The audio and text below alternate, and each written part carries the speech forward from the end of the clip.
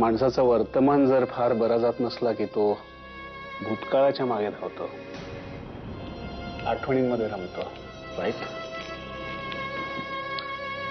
असं कुठे लिहिलंय? ते माझं आपलं एक ऑब्झर्वेशन. ते चुकीचंही असू शकतं.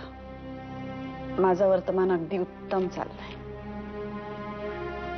वाटत तर नाही. मग मला हे असं आडवळणी जगणं जमत नाही.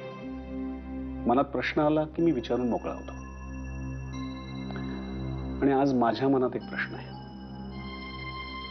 तो मी तुला विचारतोय. असं काही आहे का जे तू मला सांगत नाहीयेस, माझ्यापासून लपवतेस? असं काही असेल असं तुला वाटतंय का? वाटतंय म्हणूनच विचारतोय. मग उत्तरही तेच आहे जे तू नेहमी देतोस. असं काहीही नाही जे तुला माहिती असायला हवं आणि तुला माहिती नाही.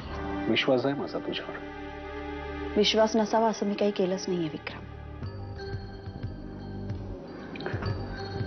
नसेल तर उत्तमच.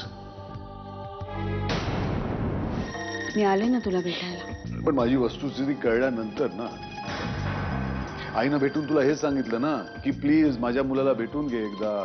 त्याचे जगण्याचे फार दिवस नाही उरलेले. त्याचं जे काय म्हणणं आहे ते एकदा ऐकून घे ग, कारण थोड्याच दिवसात त्याची बोलती कायमची बंद होणार आहे. हे कळ आणि म्हणूनच आलीस ना तू इकडे दया दाखवत. हे खरं आहे अविनाश की तुझ्या आईने मला सांगितलं नसतं तुला कॅन्सर झालाय तर मी कदाचित तुला भेटायला कधीच आले नसते. I think now I am ready for death. आता मृत्यू कसाही कुठेही कधीही आला ना तरी त्याच्या गळ्यात हात टाकून निघायला तयार आहे मी.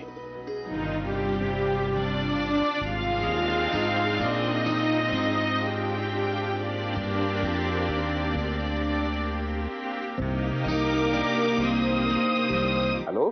हॅलो विक्रम. भाग्यश्री. बोल भाग्यश्री, कशी आहेस तू? आज माझी कशी काय आठवण झाली? तुमच्या दोघांमुळे माझा मोडलेला संसार पुन्हा एकदा नव्यानं उभा राहिलाय.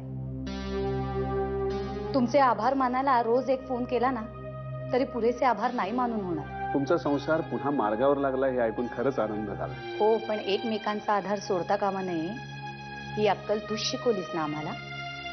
समरेश म्हणाला की विक्रमला फोन केला पाहिजे. त्याची उत्तरही आपण कधीच होऊ शकणार नाही, पण निदान फोन करून त्याचे आभार तर मानले पाहिजेत. मग मी पण म्हटलं वाट कशाला पहा म्हणून लगेच तुला फोन लावला. एखाद्या विकेंडला प्लॅन करूयात ना. तुम्ही या ना आमच्याकडे जेवायला. नक्की. इनफॅक्ट तुझ्या हातच्या जेवणाची तारीफ ऐकली आहे मी नैनाकडनं. पण जे काही थोडंफार येते ना ते तिच्याकडूनच शिकलीये. कुठे आहे कुठे ती?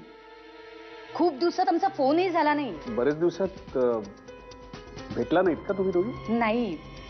इनफॅक्ट त्या दिवशी आम्ही तुमच्या घरातनं निघालो ना त्यानंतर आमची भेटच नाहीये. आणि फोनवर बोलूनही 10-12 दिवस झाले असतील. मी तिला परत फोन करायला सांगू का तुला? Okay, bye. आणि हो, वेळ आणि तारीख तुम्हाला नक्की सांगतो. आपलं गेट टुगेदर व्हायलाच हवं. हो नक्की. Bye bye. विक्रम, तुझं ब्रेकफास्ट आणि चहा वगैरे सगळं रेडी आहे तिकडे. लताला सांगशील का? मी जरा खायते. हां नाही ना? हां. तू काल भाग्यश्रीकडे गेली होतीस ना? हो. कशी आहे भाग्यश्री आणि समरेश? मी आत्ता खूप घाईते विक्रम. आपण संध्याकाळी बोलूया. ओके? बरं, तू आणायला जाणार आहेस म्हणून देवी नक्की काहीतरी हट्ट करेल. काहीही आणायचं नाही तिला बाजारात ना. ते आमचं आम्ही बघून घेऊ, तू जा. पण काय काम आहे ग? अर्जंट आहे का काही? हो. एक सेकंड ना. फोन. हेलो. क्या? बिल तो भर दिया है. मतलब? अरे चेक नंबर के ऐसे याद रहता है क्या? रुको मैं देख के बताती हूँ.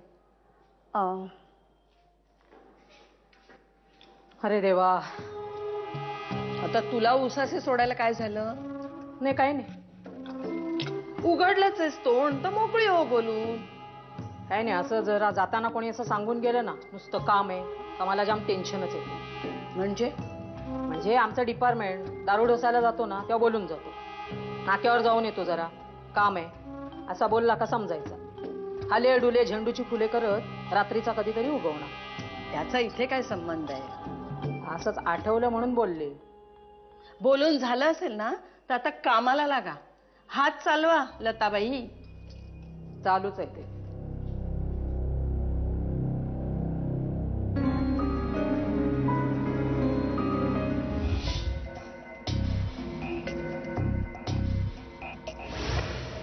कुठे गेली होतीस?